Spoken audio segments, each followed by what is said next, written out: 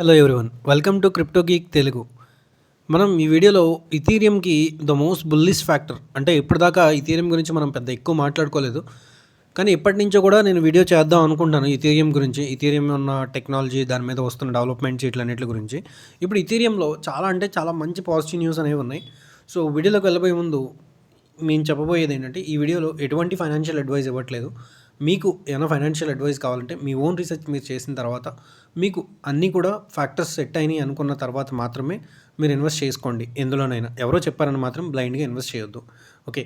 So ఇథీరియంకి బేసిక్గానే చాలా వరకు భూమి ఉంది. అంటే ఒక క్రిప్టో మార్కెట్ యొక్క స్వరూపాన్ని మార్చేసింది ఏదైనా ఉందంటే అది ఇథీరియమే. సో ఇథీరియం తీసుకొచ్చిన యూజ్ కేసెస్ అనేవి ఇంక ఏ ప్రాజెక్టు తీసుకురాలేకపోయింది. సో ఇథీరియం వల్ల మనకి చాలా వరకు ట్రాన్సాక్షన్స్ పెరిగాయి, చాలామంది యూజర్స్ పెరిగారు. అలాంటి ఇథీరియంలో మనకి కొత్త గ్యాస్ ఫీకి సంబంధించిన ఇబ్బంది అనేది చాలా ఎక్కువగా ఉంది. సో మోస్ట్లీ మనకు తెలుసు, ఎవరైతే ఇథీరియం చైన్ వాడుతున్నారో వాళ్ళకి మినిమం $4 to $5 అనేది ప్రతి ట్రాన్సాక్షన్స్కి ఈజీగా అయిపోద్ది. సో ఒక్కొక్క టైంలో అది $40-50 కూడా ఉంటుంది. సో అందుకని కొన్ని బేసిక్ సైన్ ట్రాన్సాక్షన్స్కి విటాలిక్ బ్యుటేరియన్ ఏం చేస్తున్నారంటే, అంటే ఇథీరియం ఫౌండర్ ఎవరైతే ఉన్నారో, సో కొన్ని బేసిక్ సైన్ చేసే ట్రాన్సాక్షన్స్ ఇలాంటి వాటికి గ్యాస్ ఫీ అనేది తగ్గిద్దాం. అప్పుడు మన దాంట్లో గేమింగ్ సంబంధించిన, అంటే ఇప్పుడు గేమింగ్ అనేది కూడా చాలా క్రిప్టోలో బెస్ట్ నెరేటివ్ అనమాట, ఎక్కువ హైప్ అవుతున్న నెరేటివ్. సో ఇలాంటి వాటికి, అలాగే మనం ఏదైనా ఎన్ఎఫ్టీస్ని ట్రేడ్ చేయాలన్నా, లిస్ట్ చేయాలన్నా, సెల్ చేయాలన్నా, వీటిలన్నిటికి కూడా మనకి చాలా తక్కువ గ్యాస్ ఫీ ఉండేలాగా కొన్ని ట్రాన్సాక్షన్స్ గ్యాస్ ఫీ స్ట్రక్చర్ తీసుకోవడం ఒకటైతే, నెక్స్ట్ బిగ్గెస్ట్ ఫ్యాక్టర్ వచ్చి ఇథీరియం ఈటీఎఫ్ తీసుకురావడం. సో ఈటీఎఫ్ అనేది కూడా చాలా వరకు మ్యాక్సిమం అప్రూవ్ అయ్యే స్టేజ్లో ఉంది. ఎందుకంటే ఇప్పుడు అమెరికాలో ఎలక్షన్స్ జరుగుతున్నాయి. ఒక సైడ్ డెమోక్రట్స్, ఇంకో సైడ్ రిపబ్లికన్స్. ఎవరి వాదనలు వాళ్ళకున్నా, వీళ్ళు ముఖ్యంగా చేస్తుంది ఏంటంటే, ఎక్కువ మంది 80 to 90 million crypto users only యూఎస్లోనే ఉన్నారు. సో వాళ్ళ ఓట్స్ అనేది చాలా ఇంపార్టెంట్ ఇప్పుడు ఉన్న టైంలో. సో అందుకని మొన్నటిదాకా రిపబ్లికన్స్ మనకి ఆపోజిట్గా ఉన్న, అంటే క్రిప్టోకి యాంటీ క్రిప్టోకి ఆపోజిట్గా ఉన్న ట్రంప్ చేసిన వ్యాఖ్యలకి, ట్రంప్ తెలుసు కదా ఆల్రెడీ ప్రెసిడెంట్ అయ్యారు. సో ఆయన క్రిప్టోకి చాలా ఫేవరబుల్గా మాట్లాడుతున్నారు. నేను క్రిప్టోని, ఇన్నోవేషన్ని మన దేశాన్ని వదిలి వేరే దేశానికి వెళ్ళిపోయేలాగా మాత్రం చేయను, నేను అంత రిస్ట్రిక్షన్స్ తీసుకురాను, కొంచెం క్రిప్టోకి ఫ్రెండ్లీగా ఉండే రెగ్యులేషన్స్ తీసుకొస్తాను అని చెప్పడం చాలా వరకు పాజిటివ్గా టర్న్అవుట్ అవుతుంది.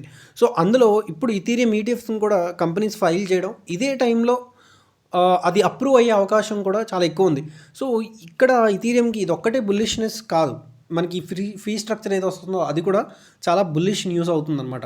అండ్ నెక్స్ట్ ఇథీరియం ఫర్దర్గా తీసుకొస్తున్న డెవలప్మెంట్, ఇప్పుడు డ్యూకన్ అప్డేట్ తీసుకొచ్చిన తర్వాత గ్యాస్ ఫీ అనేది చాలా రిడ్యూస్ అయింది. అలాగే fast number of transactions per second, layer 1, layer 2 ఇవన్నీ కూడా ఇథీరియం మీద ఆధారపడడం, ఇలా ఇథీరియంకి చాలా వరకు పాజిటివ్ న్యూస్ అనేది ఉంది. బట్ మనం బిట్కాయిన్తో పోల్చుకుంటే ఇథీరియం అనేది అవుట్ పర్ఫామ్ చేసినట్టు, అంటే అంత పర్ఫామ్ చేయలే ఈ ఇయర్.